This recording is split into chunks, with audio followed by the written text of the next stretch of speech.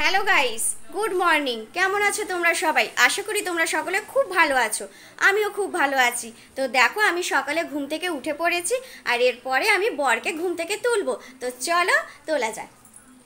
এ কি, তুমি ঘুম থেকে উঠে পড়লে?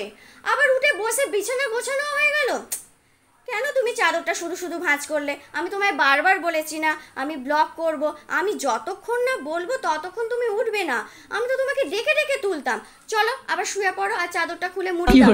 চলো, আবার নতুন করে আমাকে করতে হবে। হ্যালো গাইস, আমার বর এবারে স্নান করতে যাবে।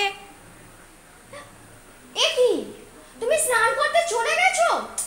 তোমায় কতবার বলেছি না আমি ব্লগ করব, আমাকে না জিজ্ঞাসা করে তুমি যাবে না। চলো চলো, বেরো বেরো, এক্ষুনি বেরো।